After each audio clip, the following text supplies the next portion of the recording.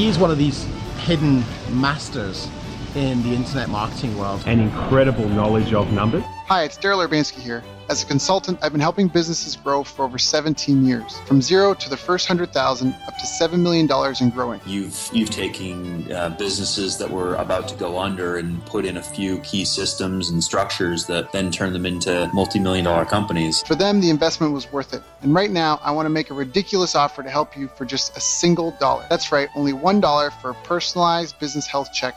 Grow your business into a beast in your market. A lot of gurus out there that present you a lot of the why and the what, but they don't necessarily give you the how. And what I really found with Daryl's presentation, there's no holding back the screens or the curtains. Like, everything was given to really assist us. Let's pull back the curtain and see what's working for you and what needs your immediate attention. Go to bestbusinesscoach.ca/health check and sign up for your $1 business health check. This offer expires soon and you'll kick yourself if you miss it. Hi, I'm Daryl Urbanski, and welcome to the Best Business Podcast. My mission is to help create 200 new multi-millionaire business owners. How? You'll do better when you know better. In my interviews, you'll hear from self-made millionaires, seven-figure business owners, authors, and world-class experts sharing how they did it so you can too, without experiencing the same obstacles they did. Now, if you like this interview, please share it with a friend you think will benefit. They'll appreciate it, and I will as well. You can also connect with me on social media. Look for Daryl Urbanski, D-A-R-Y-L, Urban Ski, U-R-B-A-N-S-K-I, and add me so we can be friends. Now sit back, relax, and enjoy what I've prepared for you right here, right now. Hello, everyone. Thank you for joining us. My name is Daryl Urbanski, your host as always, and today we are joined by founder and CEO of Kaz Iso International, a two-time guest on our show, international speaker, author, and spiritual life coach. Kaz has the largest organization in Japan certifying spiritual life coaches, and he's expanded this into the USA with his #1 best-selling Amazon book, When One Door Closes. I've asked him back here to join us today to chat with us about how we can find soul-level happiness with Zen. So, Kaz-san, ohayou gozaimasu, sashiburi desu yo, genki desu ka?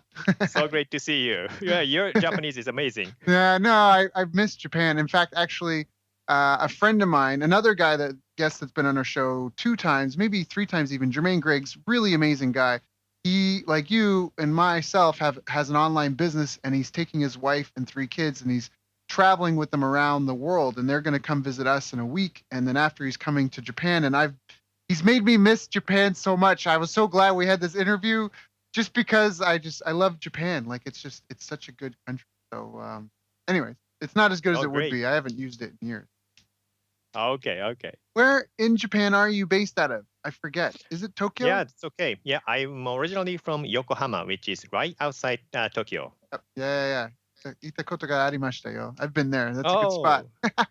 Okay, all right. Yeah, you know the place. That's right. And you're still based there now? Well, my base is in California. I have home in California, and I spend about 4 to 5 months out of a year in Japan. So when I go to Japan, I have a place, I have a house that I go in Yokohama, but I spend more time in California. Oh, got it. Oh, I didn't know. I mean, that's where we met originally, but I didn't know that was more your home base. Got it. Can be the weather in California. Yeah, that's right. Yeah. Life is good. Every day is a good day. There's sunshine. Exactly. Yes. So can you, for the people listening in, if they haven't heard the first interview, can you share a little bit about your background and how did you get into Zen? And not only just Zen, but how did you get into running an international online business, helping thousands of people around the world? I mean, you didn't just wake up and, your parents didn't push you into that, did they? No. Yeah. Yeah, my dad was self-employed, but he didn't push me into anything. I was just a corporate employee. I used to work for Sony. I was in TV division. I was a TV product planner in Japan, and they transferred me to New Jersey, U.S. headquarters, Sony Electronics, back in 1995. And in my 8 years working for Sony there, I ended up working as the director for e-commerce. I was kind of a founding member of the Sony style effort because, believe it or not, back in 90s, when we discussed selling online to consumers, at one point back in 90s, it was taboo because Sony was doing all the business with Circuit Cities and Best Buys. So to talk about selling online was at that time against the contract that we had with all the brick and mortar retailers. So we started presenting the idea, and it took us 2 years for the management to finally give us go ahead. But when they gave us go ahead, they gave us like $40 million. So this, so it was okay, it was worth the wait. And the group of 4 that started this idea of Sony e-commerce thing has grown to a group or organization of 100 employees in 6 months. So it was a fun time. Interview after interview. Right. Yeah. And here's a really interesting story I'd like to share you. Our original idea was exactly everything that Apple did later. Really? Because Sony was in perfect position to do what Apple did. Sony has got the content, Sony Pictures, Sony Music. And then Sony was best in, creating the small players. Yep. So Sony had all the content and technology to be able to do everything that Apple did. So we had this, project called Media Avenue at the time. It's just a name that we came up with. The idea is to create the hub or, website where we, make all the music and movie downloadable to this small device. But, it's funny, at the time, we went from New Jersey all the way to the headquarters in Sony Pictures, sat down with the Sony Picture president at the time and presented this idea. And what we heard is, okay, you guys are in electronics business. Just focus on electronics. That's what we heard. So Sony had the technology and content at the time, but Sony didn't have the culture to be able to, start, business in the way Apple did. And executives all, went to the top of the organization by selling hardwares, not necessarily selling any network devices. Yep. So it was too bad at the time, but because of that, and Sony was not started to be as fun place as it used to be for me. So when they said it was time for me to go back to Japan, I didn't want to go back to Japan. I still wanted to try my internet. So that's when I decided to start my own business. That's awesome. And what have been some of the biggest problems or challenges you've faced in running your own online business? Sure. The first challenge that I had was I was the director for e-commerce at Sony. So all I had to do was knowing who to call, to get the problem solved. Or talk to the marketing manager to, create another campaign. But in my first year, I had to do everything on my own. So that was the first challenge. Right. And another, I would say the biggest challenge was I was doing the business consulting initially because my specialty was internet marketing. But then I started to be more interested in life coaching stuff, partly because, I may have shared this story, but I think it's worth sharing one more time. Yeah. I had 2 clients. Both of them were generating like $2,000 sales at the time. And one person, he was a flower owner, and his sales has increased from $2,000 a month to $10,000 a month in 1 year. And then after 3 or 4 years, his sales has gone to $70,000 or $80,000. Big increase. Now, I shared the exact same thing to the other guy, and his sales remained completely flat for the same time, 34 years. Right. And I wondered, why? What's happening? I'm sharing everything, the same thing. But what was different was with the computer, you have an operating system and applications. And only when you have the solid operating system, then applications run smoothly on it. And I think our mind works the same way. Only when you have this solid mindset and all the know-hows can be applied properly. And that's exactly what was happening with that case. So, flower shop guy loved the flower. He had passion in what he was doing. But the other guy was doing the business only because he wanted to make money. He didn't have passion, and he had fear of failure. He had low self-image. The way he was doing business was a little bit unethical, copying and paste some of the stuff from the competitors. So that wrong mindset cannot run a business. That's when I realized, do I want to just stay as the internet marketing consultant, or do I want to expand into life coaching? Because last thing I wanted to do was, when I have the knowing that, okay, this client has got this mindset issue. So even if by sharing all the know-how, he's not going to make it. When I know that, I don't want to, do the consulting alone. I want to do the life coaching. Right. So I wanted to switch from business consultant to life coaching. But at the time, I had 20,000 people reading my newsletter for internet marketing tips. And I didn't want to lose them, because every time I talked about life coaching stuff with a little bit of a spiritual touch, Zen touch, some people got offended. Some people unsubscribed. So my mind had fear to make the switch to life coaching, because I didn't want to lose the subscribers and customers. And I couldn't make that decision for as long as 2 years. Then I had some interesting spiritual experiences. I felt like somebody nudged me from the other side. And anyway, it was a little bit of a spiritual experience, but I just had the knowing one day that I should just make the switch regardless. Then what happened later on was my subscriber base has gone from 20,000 to 60,000. And my revenue that year quadrupled. So that's when I realized, people say when you do what you have passion for, things will always work out. That's exactly what happened to me. And that's exactly what I have been telling my clients too. And I haven't seen a single failure when my clients has made a decision based on their soul. I think the best thing to do when you are at the crossroad is, this is part of what I'm talking about in my book, when one door closes. When one door closes, the best thing to do is close your eyes, quiet your mind, and listen to your heart, because everybody is born with their life GPS inside of them. So I'm sorry, go ahead. No, go ahead. I'm taking notes. So okay, please keep going. Yeah, what I was gonna say is so I am a believer that everybody has got this path waiting for them to be happy, to be fulfilled.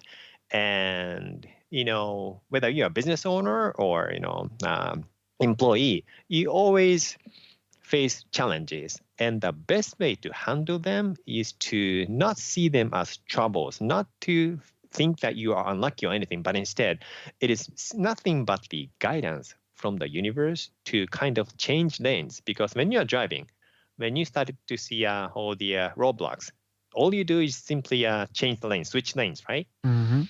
And we can do the exact same thing in life. And last thing you want to do in a case like that is to be in the victim mindset, because when you're in the victim mindset, you cannot find the opening door. Right. Yeah. You're so focused inwardly and on scarcity. That's something that I think is a really important point. Humans are so powerful. I mean, we almost can do anything. And I say almost, but really we've been able to do anything we wanted. We put someone on the moon. We're sending a car to Mars right now. But my dog, as much as I love my dog, she'll only ever do the handful of things a dog can do. But as a human, you are outside that. I mean, we invented flight. Right now, we are talking from different countries in real time. That 10 years ago, 15 years ago, that was a really expensive phone call to make. And 25 years ago, go back enough, people thought it was crazy to be able to talk over such far distances, but we've been able to create that. So I think that's a really important point. So for you, one of the biggest challenges was having the confidence in making the switch. What has been a big challenge since then? You made the switch, your sales quadrupled.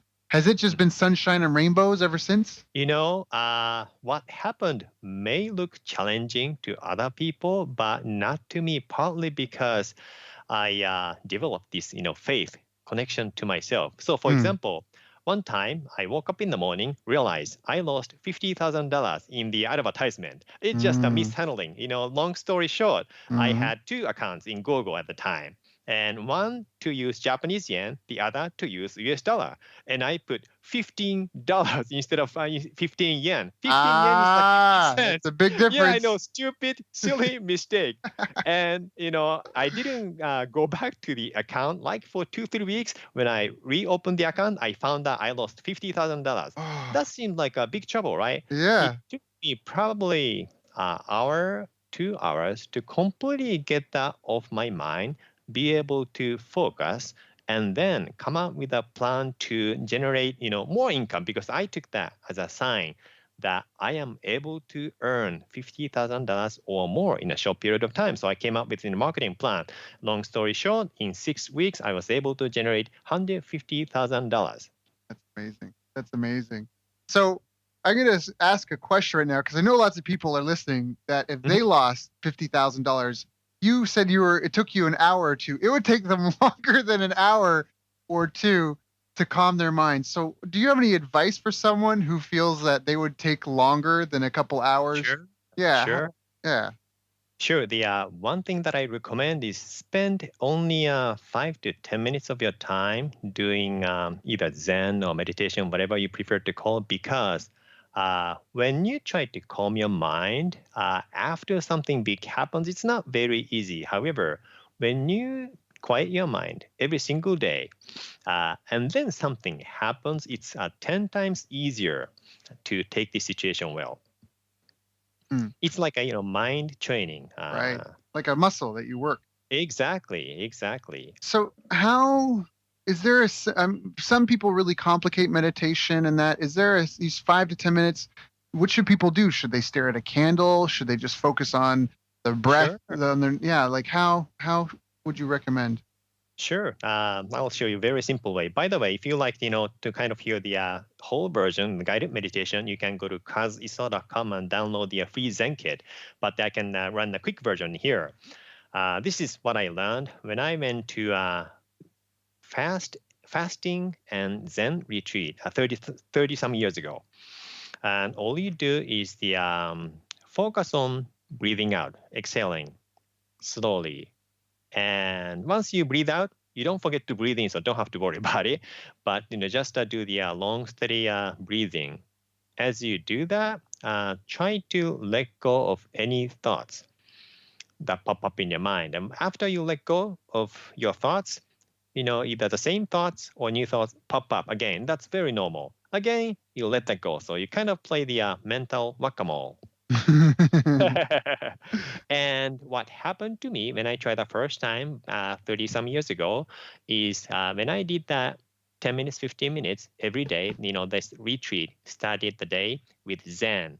And on the third day or fourth day, I had this moment when my mind was completely quiet, clear, but my consciousness was so clear. I was like, right there. That's when I realized, Descartes was not right when he said, "You think, therefore I am." I was not thinking, but I was there. So that's one quick way to do that. Perfect. And if it doesn't work, you could do the open eye meditation, staring at the flame candles. Right. Okay. So just some little tips there, because some people, again, I think there's a lot of complication into it, and some people think you've got to do all this rigmarole and all this prep stuff, and you got to wear meditation clothes, and you got to have the meditation music, and you got to get the kids away and that. But you can do that anywhere, right? It sounds like. Yeah, exactly. And you can do anything you want, but don't think there's anything you have to do, because when you do that, you're already thinking. But one little more tip would be to keep your posture straight. Now, why is that important? Because energy runs through your spine. Got it. So keep your posture straight so your energy flows well and you breathe and just calm down.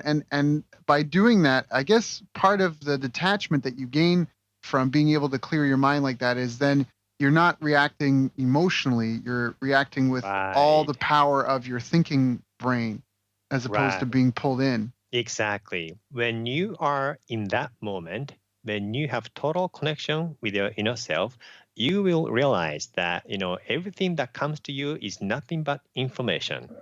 Yeah.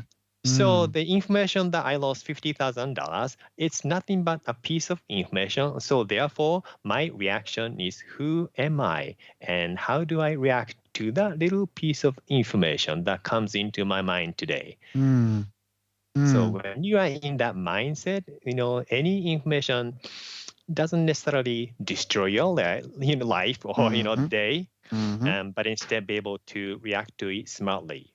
I think that's really powerful, and I think that's something a lot of business owners and entrepreneurs could benefit from, because it's so, depending on what phase of business they're at or their current situation, there's a lot of pressure, a lot of tight deadlines, a lot of drive to shoot from the hip, maybe pressures from family and friends. So to be able to take a step back and detach yourself emotionally can let you really look at things and see them as they are, not how you feel about them. Yeah, you're absolutely right. Because when you're a business owner, when you're an entrepreneur, one skill that you need to have is to be able to have emotional controls. And Zen is a way to do that, because emotions are generated when you think something. And when you don't think, no emotions are generated.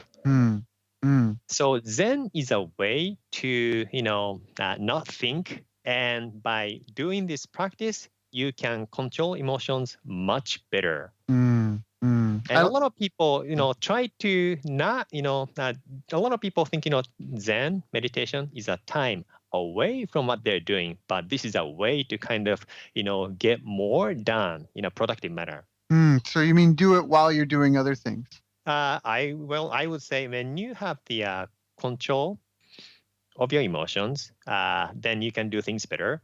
Also, when you have total focus on what you are doing, which you can attain by doing Zen on a regular basis, and then you can get more done. You can increase your productivity. So all that, benefits are really practical benefits of Zen.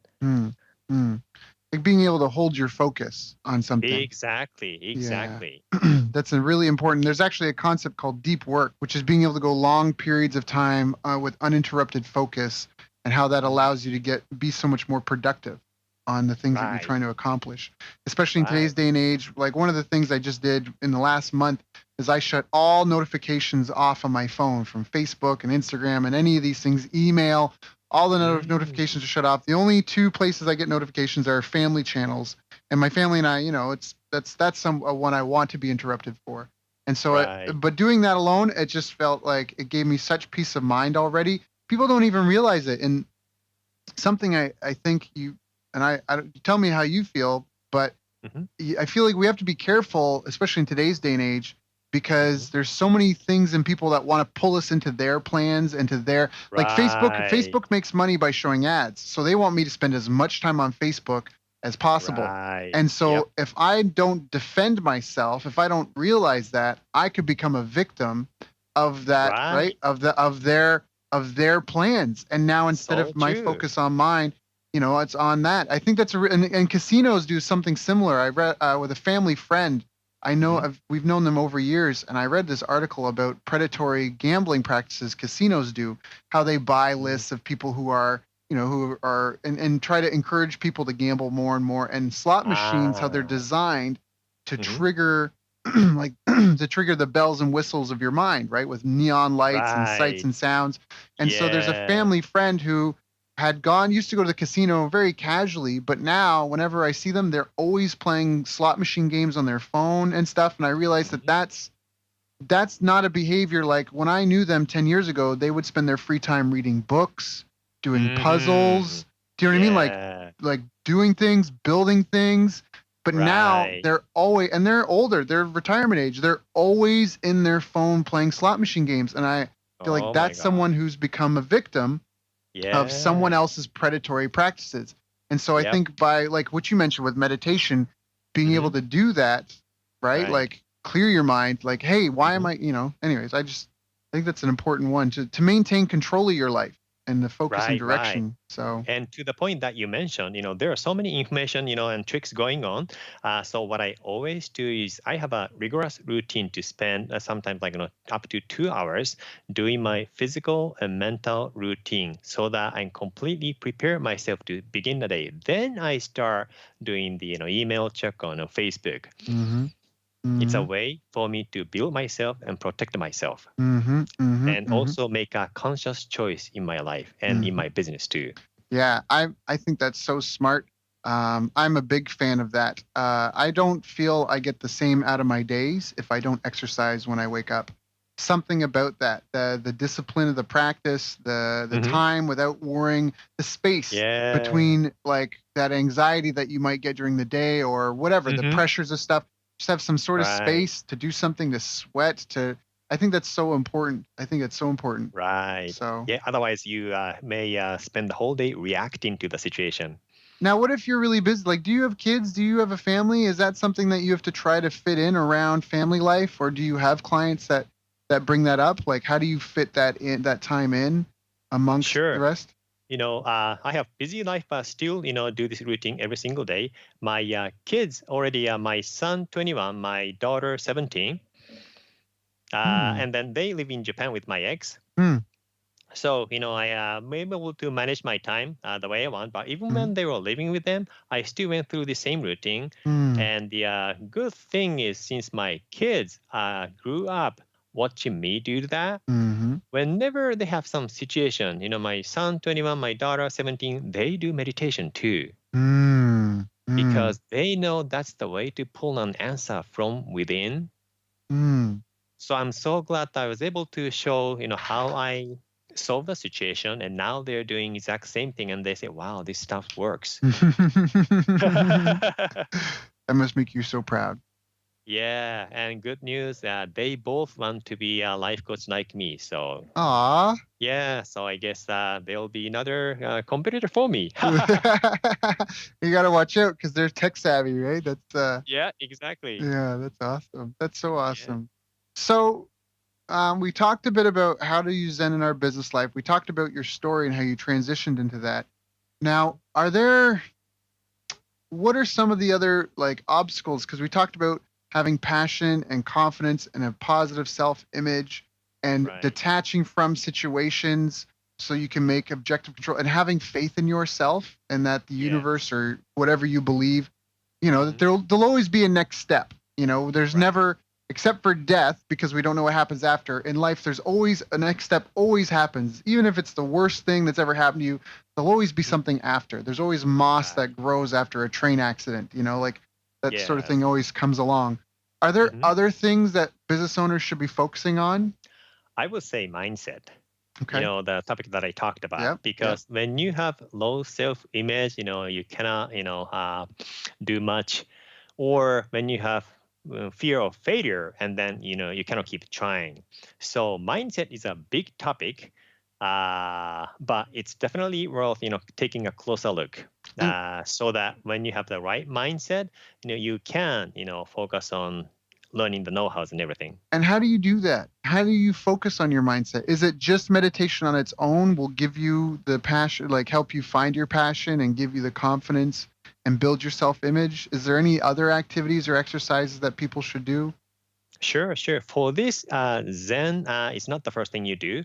Zen is something you do that every single day, regardless. But to know more about who you are and your mindset, one thing that's best to do is when something happens, or when something doesn't go well, that's a good time for you to take a look at yourself, what you Mm-hmm. did, what caused it. And there's always the some button that we all have, whether it's an upset button Mm-hmm. or fear button. And when you identify that, there is always a reason. For example, one of my employees, when something bad happens as a business owner, you need to know that immediately, right? Mm-hmm. And she had a little bit of tendency to hide that, not to tell me that immediately, Mm. because in her mind, failure means being yelled at. Mm. because that's what happened when she was working for this large corporation when she was in Japan. And one time she sent the wrong size of Christmas cards to all these other companies' presidents, and they were too small to send to the executive, something like that. So she made a big mistake, and then when her boss found out about it, he yelled at her in front of everybody like crazy. That's so terrible. Yeah, it's so terrible. Now that has become her trauma. And since she's, held on to that trauma long enough, when she started working for me, I made it very clear, I'm not gonna, yell at mistakes, or I'm not gonna be even upset about mistakes because I make mistakes, you make mistakes. That's perfectly okay. I just wanna know about it. But even by logically hearing that, she couldn't change her mindset because of this past experience. So I said, okay, for any behavior, there is a reason. And what do you think is the reason? Then she started telling me about it. So I asked you, okay, I understand what's happened, but it's not there anymore. You don't work for him anymore. You shouldn't be bound by that fear anymore. And then that conversation, even she started, crying a little bit. And then was, sometimes when you cry with the water, your emotions go out of your body system, it's gone. Since then, her behavior changed quickly. So I'm doing a life coach to my employees too, and that works great. Yeah. Well, you have to, because it's a team, right? Like, everybody's got to be taken care of. I love that. Somebody once told me years ago, emotion, energy in motion. That's emotion. So when you cry, you're pushing it out. And I think that's Definitely. Yeah. So that's okay, good. So just reflecting on things and assessing them. Right. Yeah, definitely. Now, what would you recommend anyone who's maybe struggling right now? Like, okay, this sounds really simple and easy, and we may have already gone over some simple steps. Like you said, you wouldn't start with Zen, you would start with reflecting on the upsets. Would you recommend someone like is there a journaling activity they should do, or like how do you kind of clear the clutter and kind of, get where you are now? Maybe you've even been doing meditation. You think you're above all this stuff. How do you take an assessment? You know what I mean? And move forward. Sure. That's a good question. And journaling, in fact, is a great idea because, when you say you are struggling, there are different kinds of struggling. Some people are simply emotionally overwhelmed and don't know what to do. And, that person thinks they're struggling. But all that's happening is they're not, emotionally responding to the situation well. And if that's the case, sit down, connect with your inner self, and simply write down what the problem is. And sometimes, you find out there are no big problems. You're simply reacting emotionally to the situation. So sitting down and writing down, identifying what you think is the issue is, that's a great first step. And also when situation happens, a lot of people, take that emotionally. But all you need to do is come up with an action. And to do that, it's a logical thinking that is necessary. And, writing things down help you do that. Yes, it does. It definitely helps take the emotion out of that. That's a great tip. Yeah, exactly. Another thing is when entrepreneur struggle, that normally involves financing. And one thing I like to say is when the fear for losing money inside of you either goes away completely or minimized, that's when you start to have less money issue. I know it sounds paradox, and everything, but I am a believer that that's how the universe works. Why? Because we are here for spiritual growth. When there are challenging situations, that's your weakness. For example, let's say you are not good at backhand in tennis. And the only way to be good at that is to hit the backhand, until you get good at it, right? Right. And then same thing for, there was a woman who is not good at saying no. As the result, she says yes to so many people, almost too often, and being taken advantage of other people. She feels always stressed, and that cycle never ends until she learns how to say yes. I mean, no. So when that's the case, universe will find a way to bring somebody who pushes their way until she says no. So when you overcome something, you don't need to have that learning anymore. Therefore, the challenges stop coming. And that's exactly what happened to my life too. One time I had a debt too. My finances was not very good when I started the business. Then, first time when I had this fear for the finances, I couldn't sleep at night. I was, feeling horrible. I had fear. Then I realized, this is the time to go back to Zen. And then, restarted this practice of Zen, because in my first year, I kind of broke all the good routines that I used to do. But instead, right now, I start my day preparing my mind and body. But in my first year, part of the pressure, to feed the family, I wake up in the morning, I started working on the computer right away. So by doing that, I was less productive, and then lost contact with my inner self.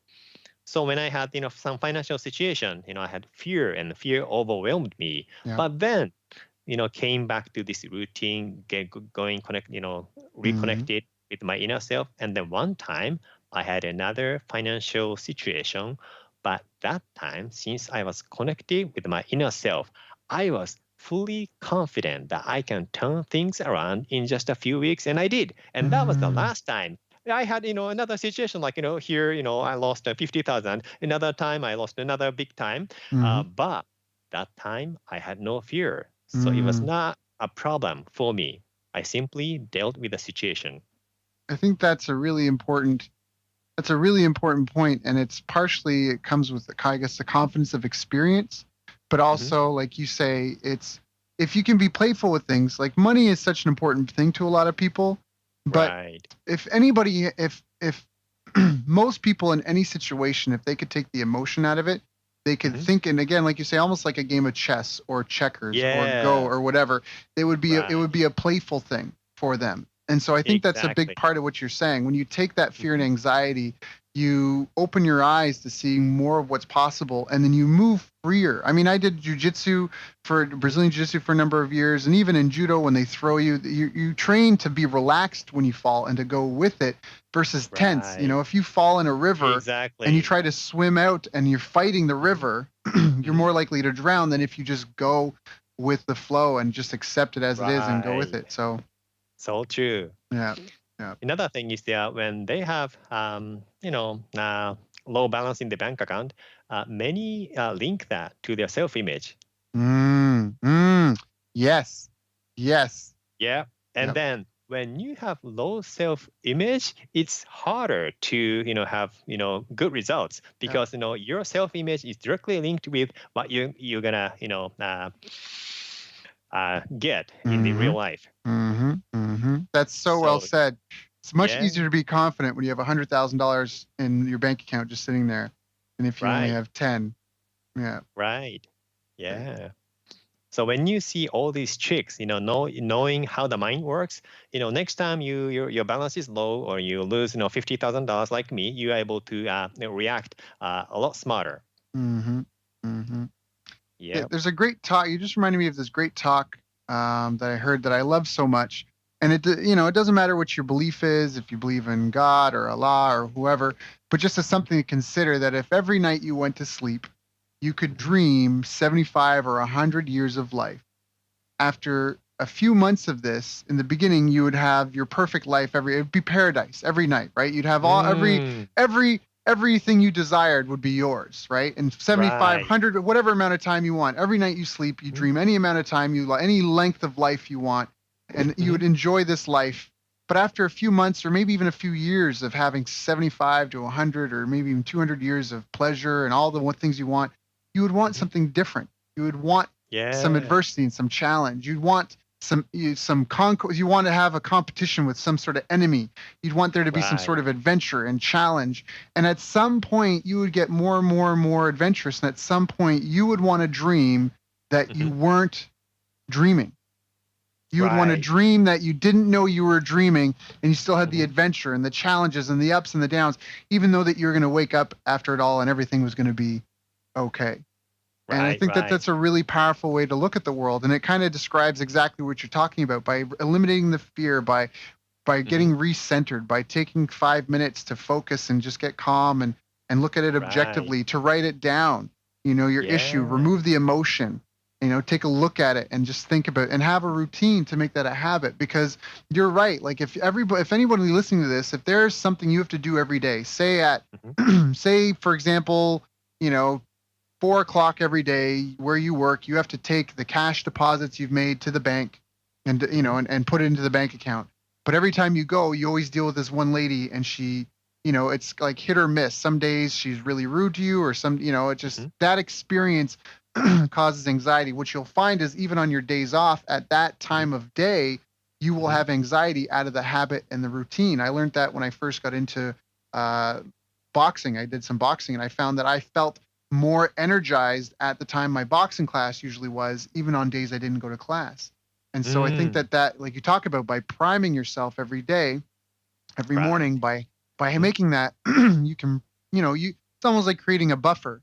So that way you will feel more relaxed at a certain time. No matter what's going on, you've trained yourself to be more relaxed. And so true. Yeah. In Japan, we have a saying that, men will have to face 7 samurais once they go out in the real world. What that means is in the perfect world, there's no enemies. But in real world, when you go out, there are people who try to, drag your feet or, give you a hard time, in the real world, politics and everything. But as long as your mind is ready for all the stuff, all the challenges are there only to help you grow. And we are all here to grow. So by adjusting your expectation, preparing your mind before the day begins is the key. I think that's very well said. Yeah. So what do you think are some of the future trends that people can expect? There's a lot of technology. There's all sorts of apps coming out for phones and stuff, and things that can regulate your brain frequency. What do you see as the future of this? Yeah, like you mentioned, we are amazing. We've been able to create a lot, and a lot of that came from somebody's imagination. So I think this is a really good time to just realize the power of imagination, or in another word that I like is the inspiration, because with one inspiration or with just one knowing about who you are or what you want to do, or what business you want to do, and then that can turn the entire aspect of your life. So that just dramatic change of your life could happen in a split of a second once you have this inspiration or knowing. So when you have this kind of power, then the most important thing that you're going to do is to how to best utilize this mechanism that is installed in every one of us by God. By tapping into this infinite intelligence, our possibilities are limitless. That's very comforting to hear. Yeah. For the listeners, like no matter what you're going through, no matter what you're worried about, or no matter what you're anxious of, in 5,000 years, it's probably not going to matter. And so right now, try to just step back, be focused, think about it, get your mindset right, and move forward. Now, are there certain life priorities that people you think should have as well? I would say your priority is more important than anybody else's priority. Because I see so many people, even in this country, people in their 30s or 40s still being somehow controlled by their parents or by somebody else, or do not make an important decision without, getting their quiet approval from somebody else, that kind of thing. But when your heart, soul knows what you will be happy with, So most important thing is to know what you want to do, and second thing is to do it. Mhm. Very Which simple. right. It can often be more harder, more easier said than done, but you can't live I your life know. for somebody else, because at the end of the day, it's like, I think it's like a lesson a lot of people learn as children. Your friends are your friends, but they're not going to pay your rent. They're not going to pay your food bills. They're not going to go to work for you. So you have to try to be interdependent. You have to be your own person, but still be available, because we all need companionship as well. Right. At the same time, what's interesting is when you do what you have passion for, or when you do what you're going to do by listening to your heart, and that's going to serve well with people around you too. For example, let's say this is a kind of a typical case, but this man wants to start a own business. Sometimes it's a woman, so it doesn't matter. But so let's say this man wants to start a business, and his wife says, "Oh, that's too risky. Don't do that." And he's in this dilemma. He wants to do it, but he doesn't want to upset his wife either. And if his soul wants to start his own business, he should do that. And by doing that, what happens so often is, okay, the reason his wife, didn't support the idea of, for him starting his own business is either she has some fear, she has some trauma, or she didn't believe in him, or, she married only for the stability as the, employee. Mhm. All of that stuff, come up. And let's say one time, this wife was kind of like a controlling wife. And by him following his heart and starting his own business and being successful, then she realized, even though she objected to the idea in the beginning, but seeing him success, she realized, to support somebody's dream can be a beautiful thing. So even though she initially objected to the idea, she learned something and spiritually had a growth by letting go of the control from her. So a lot of times when you listen to your heart, it works with everybody around you too. It's so well I've said. seen hundreds of cases like that. Yeah.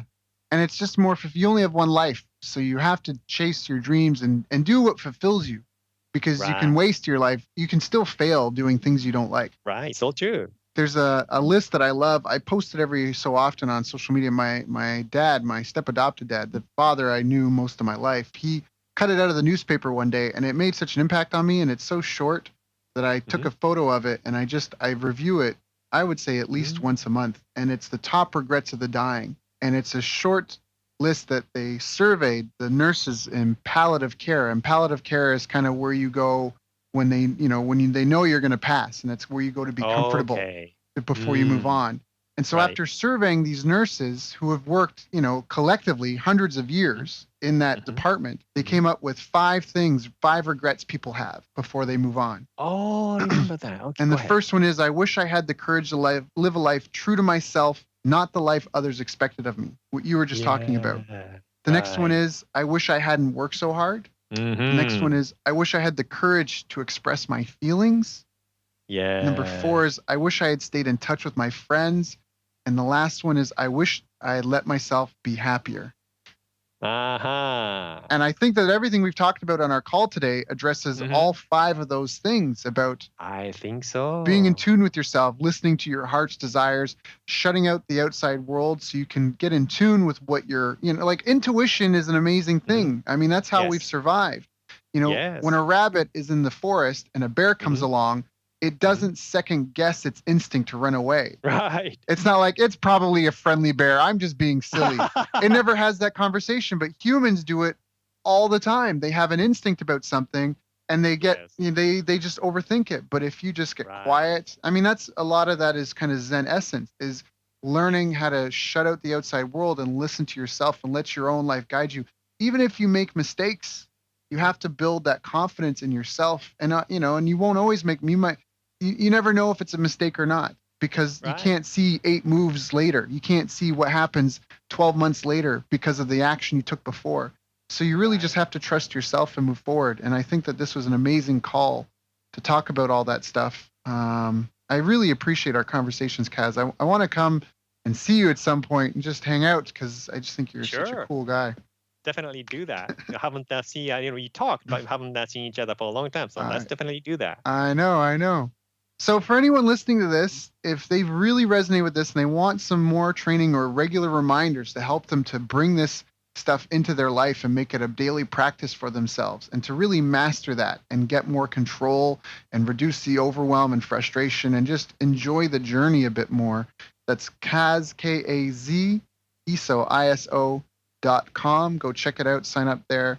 Kaz, is there anything that I didn't ask you that I should have asked you? No, I think you cover a lot. Yeah, this was a fantastic call. It's always a blessing. It's always a privilege. It's always enjoyable every time we talk. And thank you for coming and sharing with my audience, my listeners. Again, I know you have your own. I know you've got thousands of people, tens of thousands of people following you all over the world. And I just really appreciate you coming and sharing with us, because I hope that my listeners took notes and are considering this. And even if they already think they're on it, maybe take a second look to go, are you doing it as well as you could or should? You can always improve. And if you need any help, go check out kaziso.com. All right, great. Thank you for having me here, Daryl. This is another great, pleasant time. You've reached the end of our interview. Now, first, let me thank you for listening. I appreciate and respect you more than you'll ever know. And now I'd like to ask you a couple of questions. First, what 3 lessons did you just learn? What 3 aha moments just jumped out at you? Second, what can you implement for yourself and your business in the next 24 hours? Third, what can you give to someone else to help you with, or give to them to just do it for you? Whatever it is, remember, taking action is the secret sauce to results. Now, if you think this interview would be helpful for a friend, please give them a link to it. It'll help them and it'll help me too. I'd also like to invite you to help me find out more about the challenges you're facing, your dreams, your goals, and how I can help you overcome what's holding you back. We both do better when we know better, and your success is my success. So please reach out and interact. You can visit our website, bestbusinesscoach.ca for Canada or California, where I'm from and where I'm living. You're welcome to also try out one of our paid programs. You can find us on YouTube, Facebook, and pretty much every other social media channel you can think of. You should also subscribe to the podcast. And if you're enjoying them, please leave us a nice review. It really helps. That's all for now. Once again, thank you. Take care of yourself, and remember, the world needs the best business you can build. And I believe in you.